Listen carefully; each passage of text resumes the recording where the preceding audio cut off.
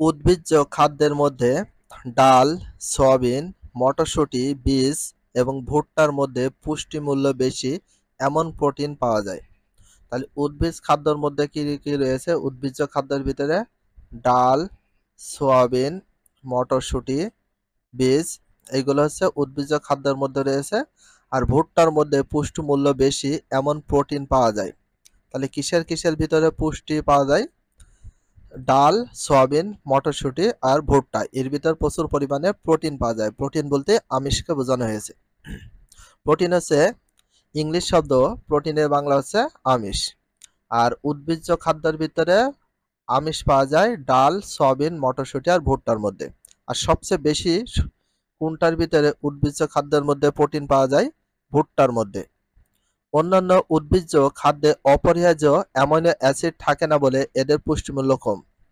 তাহলে অন্যান্য যে উদ্ভিজ্জ খাদ্য আছে, উদ্ভিদ থেকে যে খাদ্যগুলো আসে, তার ভিতরে অ্যামাইনো অ্যাসিডের পরিমাণ থাকে না, এর জন্য তাদের পুষ্টিমূল্য সবচেয়ে কম থাকে। আর এগুলোর ভিতরে অ্যামাইনো অ্যাসিড থাকে হচ্ছে ডালের ভিতর থাকে, সয়াবিন, মটরশুঁটি আর ভুট্টার মধ্যে, এই জন্য এদের প্রোটিনের পরিমাণও বেশি, পুষ্টির পরিমাণও বেশি। প্রাণীদের গঠনে প্রোটিন অপরিহার্য। তাহলে কি গঠনে প্রোটিন অপরিহার্য? প্রাণীদেহ গঠনে। তাহলে প্রাণীদেহ গঠনে কোনটি অপরিহার্য? প্রোটিন। প্রোটিন মানে আমিষ। তাহলে প্রাণীদেহের গঠনে প্রোটিন বা আমিষ অপরিহার্য, মানে খুবই প্রয়োজন। দেহকোষের বেশিরভাগই প্রোটিন দিয়ে তৈরি। তাহলে দেহকোষ বেশিরভাগ কি দিয়ে তৈরি? প্রোটিন দিয়ে তৈরি। তাহলে দেহকোষের বেশিরভাগ কি দিয়ে তৈরি? প্রোটিন দিয়ে তৈরি। তাহলে বেশিরভাগ প্রোটিন দিয়ে তৈরি হয় কি? দেহকোষ। তাহলে বেশিরভাগই প্রোটিন দিয়ে তৈরি হয় কি? দেহকোষ। দেহের হাড়, পেশি, লোম, পাখির পালক, নখ, পশুর শিং, এগুলো সবই প্রোটিন দিয়ে তৈরি। তাহলে দেহের যত হাড় আছে সবগুলো প্রোটিন দিয়ে তৈরি। পেশি, লোম, পাখির পালক, নখ, পশুর শিং, এগুলো সবকিছু প্রোটিন বা আমিষ দিয়ে তৈরি। তাহলে এগুলো প্রোটিন বা আমিষ দিয়ে তৈরি হয়ে থাকে। কি কি আমিষ, প্রোটিন বা আমিষ দিয়ে তৈরি হয়ে থাকে? দেহের হাড়, পেশি, লোম, পাখির পালক, নখ, পশুর শিং। প্রাণীদের শুষ্ক ওজনে প্রায় 50% হচ্ছে প্রোটিন। তাহলে প্রাণীদের শুষ্ক ওজনে প্রায় কত পার্সেন্ট প্রোটিন রয়েছে? 50% প্রোটিন রয়েছে। এটা ভেরি ভেরি ইম্পর্টেন্স। প্রাণীদের শুষ্ক ওজনে প্রায় কত পার্সেন্ট প্রোটিন রয়েছে? 50% প্রোটিন রয়েছে। এখানে 1.1.3 স্নেহ পদার্থ বা লিপিড। লিপিড হচ্ছে ইংলিশ শব্দ, লিপিডের বাংলা হচ্ছে স্নেহ পদার্থ। স্নেহ পদার্থ যাকে বলে লিপিডও তাকে বলা হয়। ফ্যাটি অ্যাসিড এবং গ্লিসারলের সমানে স্নেহ পদার্থ গঠিত হয়। তাহলে কিসের সমানে স্নেহ পদার্থ গঠিত হয়? ফ্যাটি অ্যাসিড আর গ্লিসারলের সমানে গঠিত হয়। তাহলে দুইটি পদার্থ সমানে ফ্যাটি অ্যাসিড গঠিত হয়। সেটা কি কি? ফ্যাটি অ্যাসিড বলছি, স্নেহ পদার্থ গঠিত হয়, একটা হচ্ছে ফ্যাটি অ্যাসিড আর একটা গ্লিসারলের সমানে। তাহলে স্নেহ পদার্থ গঠিত হয় কি দ্বারা? ফ্যাটি অ্যাসিড বা গ্লিসারলের সমানে। তাহলে ফ্যাটি অ্যাসিড ও গ্লিসারলের সমানে গঠিত হয় কি? স্নেহ পদার্থ। এটাও ভেরি ভেরি ইম্পর্টেন্স, আন্ডারলাইন করে রেখে দাও। আমাদের খাবারের প্রায় 20 ধরনের ফ্যাটি অ্যাসিড পাওয়া যায়। তাহলে আমাদের বা আমরা যে সব খাদ্য খাই তার ভিতরে কয় ধরনের ফ্যাটি অ্যাসিড পাওয়া যায়? 20 ধরনের। তাহলে আমাদের খাবারে প্রায় কয় ধরনের ফ্যাটি অ্যাসিড পাওয়া যায়? 20 ধরনের। কয় ধরনের? 20 ধরনের ফ্যাটি অ্যাসিড পাওয়া যায়। এটা ভেরি ভেরি ইম্পর্টেন্স। কঠিন স্নেহ পদার্থগুলোকে চর্বি বলে। তাহলে চর্বি কাকে বলে? কঠিন স্নেহ পদার্থগুলোকে বলে চর্বি। তাহলে কঠিন স্নেহ পদার্থগুলোকে কি বলে? চর্বি বলে। আর কোন পদার্থগুলোকে চর্বি বলা হয়? কঠিন স্নেহ পদার্থগুলোকে। কোন পদার্থগুলোকে চর্বি বলা হয়? কঠিন স্নেহ পদার্থগুলোকে চর্বি বলা হয়। চর্বি হচ্ছে সম্পৃক্ত ফ্যাটি অ্যাসিড। তাহলে সম্পৃক্ত ফ্যাটি অ্যাসিড হচ্ছে কোনটি? চর্বি। সম্পৃক্ত ফ্যাটি অ্যাসিড হচ্ছে কোনটি? চর্বি। আর চর্বি হচ্ছে সম্পৃক্ত কি? Fatty acid. সাধারণত তাপমাত্রায় ও চাপে এগুলো কঠিন অবস্থায় থাকে। যেমন মাছ কিংবা মাংসের চর্বি। যেমন স্নেহ পদার্থ তরল, সেগুলোতে তেল বলে। যেসব স্নেহ পদার্থ তরল সেগুলোকে কি বলা হয়? তেল বলে। যেসব স্নেহ পদার্থ তরল তাদেরকে বলা হয় তেল। তাহলে তেল কোনটাকে বলা হয়? স্নেহ পদার্থগুলো তরল হলে সেটা হচ্ছে তেল হয়। তেল হচ্ছে অসম্পৃক্ত ফ্যাটি অ্যাসিড। তাহলে অসমাপৃক্ত ফ্যাটি অ্যাসিড কোনটি? তেল।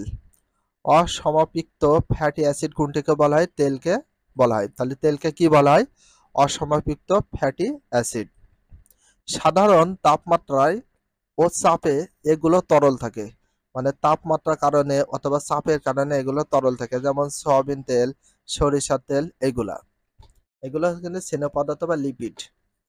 তাহলে স্নেহ পদার্থ গঠিত হয় কি দ্বারা? ফ্যাটি অ্যাসিড বা গ্লিসারলের সমন্বয়ে। আমাদের খাবারে প্রায় কয় ধরনের ফ্যাটি অ্যাসিড থাকে? 20 ধরনের। কোন পদার্থগুলোকে চর্বি বলে? কঠিন স্নেহ পদার্থগুলোকে। আর কঠিন স্নেহ পদার্থগুলোকে কি বলে? চর্বি বলে। আর সম্পৃক্ত ফ্যাটি অ্যাসিড বলা হয় কোনটিকে? চর্বি। আর চর্বি হচ্ছে কি? সম্পৃক্ত ফ্যাটি অ্যাসিড। আর তেলগুলো হচ্ছে অসম্পৃক্ত ফ্যাটি অ্যাসিড, আর অসম্পৃক্ত ফ্যাটি অ্যাসিড বলা হয় কোনটিকে? তেলকে। যেমন সয়াবিন তেল আছে, সরিষার তেল, এগুলা। উৎস অনুযায়ী স্নেহ পদার্থ কত প্রকার? 2 প্রকার। এটা ভেরি ভেরি ইম্পর্টেন্ট। তাহলে উৎস অনুযায়ী স্নেহ পদার্থ কত প্রকার? 2 প্রকার। একটা হচ্ছে প্রাণীজ স্নেহ, আর একটা হচ্ছে উদ্ভিজ্জ স্নেহ। মানে উদ্ভিদ থেকে যা পাওয়া যায় সেটা হচ্ছে উদ্ভিদ স্নেহ, আর প্রাণী থেকে যা পাওয়া যায় সেটা হচ্ছে প্রাণীজ স্নেহ। তাহলে উৎস অনুসারে স্নেহ পদার্থ কত প্রকার? 2 প্রকার। চর্বি সহ মাংস, চর্বি সহ মাংস, মাখন, ঘি, পনির, ডিমের কুসুম, এগুলো হচ্ছে প্রাণীজ স্নেহ পদার্থের উৎস। তাহলে প্রাণীজ স্নেহ পদার্থের উৎসের ভিতর কি কি রয়েছে? চর্বি সহ মাংস, মাখন, ঘি, পনির, ডিমের কুসুম, এগুলো হচ্ছে প্রাণীজ স্নেহ পদার্থ। আর উদ্ভিজ্জ স্নেহ পদার্থের ভিতর কি কি আছে দেখি। বিভিন্ন প্রকারের উদ্ভিজ্জ তেল স্নেহ পদার্থের উৎস। বিভিন্ন প্রকারের যত উদ্ভিদ রয়েছে সেই উদ্ভিদগুলো যে তেল পাওয়া যায় সেগুলো হচ্ছে স্নেহ পদার্থের উৎস। তার ভিতরে আছে সরিষা, সয়াবিন, তিল, তিসি, ভুট্টা, নারকেল, সূর্যমুখী, পাম প্রভৃতি তেলে প্রচুর পরিমাণে স্নেহ পদার্থ পাওয়া যায়। তাহলে প্রচুর পরিমাণে স্নেহ পদার্থ পাওয়া যায় কোন কোন ফসলে বা কোন কোন তেলে? সরিষার তেল, সয়াবিন তেলে, তিলের তেলে, তিসি তেলে, ভুট্টার তেলে, নারিকেল তেলে, সূর্যমুখীর তেলে, এমনকি পাম তেলে প্রচুর পরিমাণে স্নেহ পদার্থ পাওয়া যায়। তার ভিতর আছে কাজু বাদাম, পেস্তা বাদাম, চীনা বাদামও স্নেহ পদার্থের ভালো একটা উৎস। এগুলো থেকে পাওয়া যায়।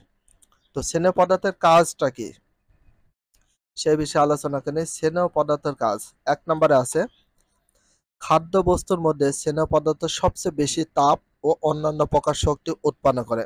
তাহলে খাদ্য বস্তুর মধ্যে স্নেহ পদার্থ সবচেয়ে বেশি তাপ।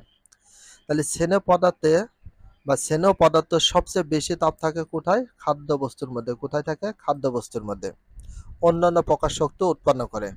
2 নাম্বার, দেহের পুষ্টি এবং বৃদ্ধির জন্য স্নেহ পদার্থ অতি আবশ্যক।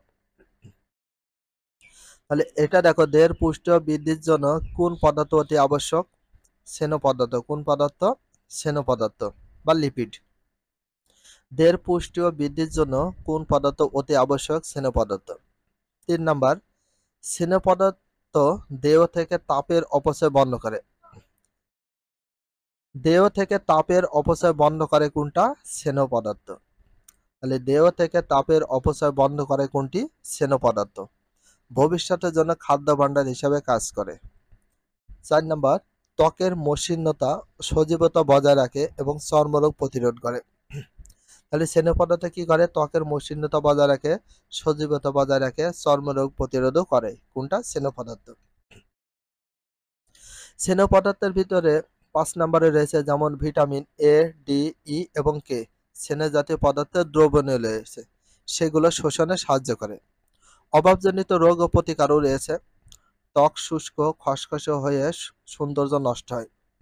স্নেহ পদার্থের অভাবে কি কি হয়? ত্বক শুষ্ক হয়ে যায়, মানে খসখসে হয়ে যায়। ত্বক শুষ্ক বা খসখসে হয়ে যাবে, শুকিয়ে যায় ত্বক বা চামড়া বা স্কিন। দীর্ঘদিন স্নেহ পদার্থের অভাব হলে শরীরে সঞ্চিত প্রোটিন ক্ষয় হয়ে যায়। তাহলে দীর্ঘদিন স্নেহ পদার্থের অভাব হলে শরীরে কি, শরীরে সঞ্চিত যে প্রোটিন সেটা কি হয়ে যায়? ক্ষয় হয়ে যায়।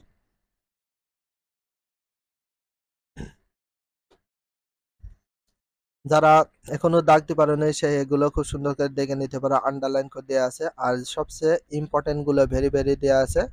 আর অবশ্যই প্রতিটা লাইন তোমাদের পড়ে ভালো করে বোঝার চেষ্টা করতে হবে।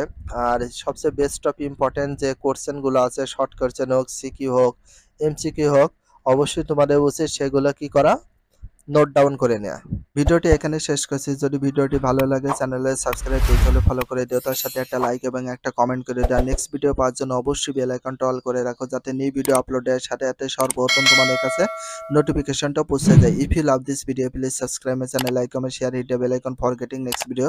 So everyone take care, love you, আল্লাহ হাফেজ, বাই বাই।